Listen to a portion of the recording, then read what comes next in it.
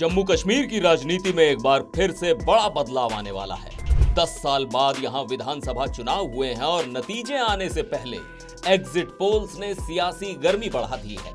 सवाल है, क्या बीजेपी महबूबा मुफ्ती की पार्टी पीडीपी और निर्दलीयों के साथ मिलकर सरकार बना सकती है? चलिए इस पूरे चुनावी गणित और एग्जिट पोल के आंकड़ों पर एक एक करके नजर डालते हैं। सारे एग्जिट पोल के निचोड़ एनडीटीवी के पोल ऑफ एग्जिट पोल्स के मुताबिक जम्मू कश्मीर में बीजेपी को 27, कांग्रेस एनसी को 42, पीडीपी को 7 और अन्य को 14 विधानसभा सीटें मिल सकती हैं।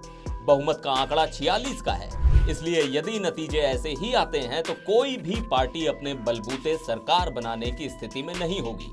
तब गठबंधन ही अगली सरकार के लिए रास्ता बना सकेगा। राज्य में नेशनल कॉन्फ्रेंस और कांग्रेस का गठबंधन है, लेकिन वो दोनों मिलकर भी बहुमत के आंकड़े से कुछ दूरी पर हैं। कहा जा रहा है कि इस बार राज्य में बड़ी तादाद में चुनाव लड़ने वाले निर्दलीय उम्मीदवारों में से अधिकांश को बीजेपी का समर्थन हासिल है।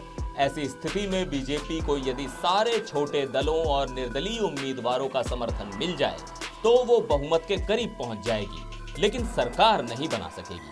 इन हालात में पीडीपी के साथ मिलकर वो आसानी से सरकार बना सकती है। और दूसरी ओर यदि कांग्रेस एनसी के साथ पीडीपी भी गठबंधन में शामिल हो जाती है तो सरकार आसानी से बन जाएगी। हालांकि नेशनल कॉन्फ्रेंस और पीडीपी के साथ आने की संभावना लगभग असंभव है। जम्मू कश्मीर में कुल 90 विधानसभा सीटें हैं और बहुमत के लिए 46 सीटों की जरूरत है।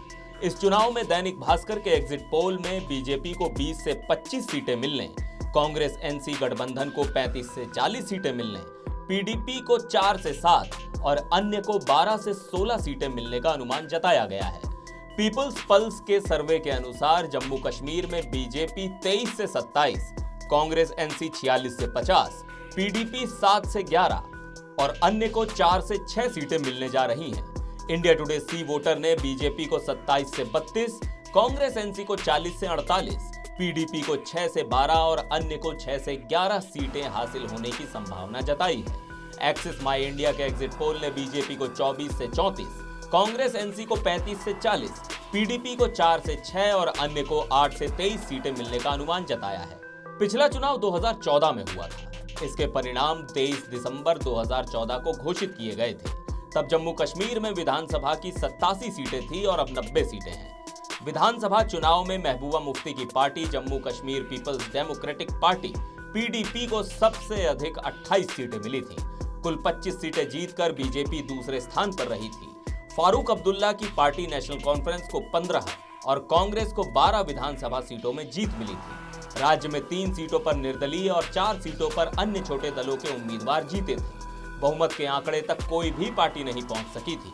पुराने प्रतिद्वंद्वी पीडीपी और नेशनल कॉन्फ्रेंस साथ नहीं आ सकते थे। इस स्थिति में ये राज्य कुछ समय तक राजनीतिक अनिश्चितता के हालात में फंसा रहा। परिणाम आने के करीब 2.5 महीने बाद आखिरकार पीडीपी को 25 सदस्यों वाली बीजेपी का समर्थन मिल गया। इसके बाद पीडीपी के वरिष्ठ नेता मुफ्ती मोहम्मद सईद ने मुख्यमंत्री पद की शपथ ली। इन दोनों असमान विचारधारा वाले दलों के गठबंधन ने बहुमत का आंकड़ा जुटा लिया। हालांकि इसके करीब साल भर बाद ही राज्य में एक बार फिर राजनीतिक अनिश्चितता का दौर आ गया, जब 7 जनवरी 2016 को मुफ्ती मोहम्मद सईद का निधन हो गया। इसके बाद राज्यपाल शासन लग गया। लगभग 3 महीने बाद बीजेपी और पीडीपी के बीच फिर से समझौता हुआ और महबूबा मुफ्ती को राज्य के मुख्यमंत्री की बागडोर सौंप दी गई।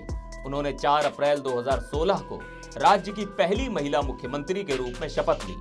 हालांकि पीडीपी बीजेपी का गठबंधन लंबा सफर तय नहीं कर सका और 2 साल से कुछ अधिक समय के बाद जून 2018 में बीजेपी ने महबूबा मुफ्ती की सरकार से समर्थन वापस ले लिया। इसके साथ महबूबा की सरकार गिर गई। जम्मू कश्मीर के विधानसभा चुनाव परिणाम पर पूरे देश की नजरें हैं। इस केंद्र शासित प्रदेश में 10 साल बाद विधानसभा चुनाव हुए हैं। इस बीच 5 अगस्त 2019 को आर्टिकल 370 समाप्त करने के साथ जम्मू कश्मीर का विशेष राज्य का दर्जा खत्म हो गया और इस राज्य का दर्जा समाप्त करके 2 केंद्र शासित प्रदेशों जम्मू कश्मीर और लद्दाख में विभाजित कर दिया गया। जम्मू कश्मीर में मुख्य रूप से पारंपरिक प्रतिद्वंद्वी दल नेशनल कॉन्फ्रेंस और पीपल्स डेमोक्रेटिक पार्टी के अलावा बीजेपी और कांग्रेस भी चुनावी मैदान में है। जम्मू कश्मीर की सियासत इस वक्त बहुत ही रोमांचक मोड़ पर है। एग्जिट पोल्स ने जिस तरह के संकेत दिए हैं, उससे साफ है कि किसी भी पार्टी के लिए सरकार बनाना आसान नहीं होगा। बीजेपी को निर्दलीयों और पीडीपी का साथ चाहिए, जबकि कांग्रेस एनसी गठबंधन को पीडीपी की जरूरत होगी। अब देखना यह है कि क्या बीजेपी और पीडीपी एक बार फिर साथ आते हैं या कोई नया राजनीतिक समीकरण बनता है। खैर, 8 अक्टूबर को जम्मू कश्मीर की सियासी तस्वीर साफ हो ही जाएगी।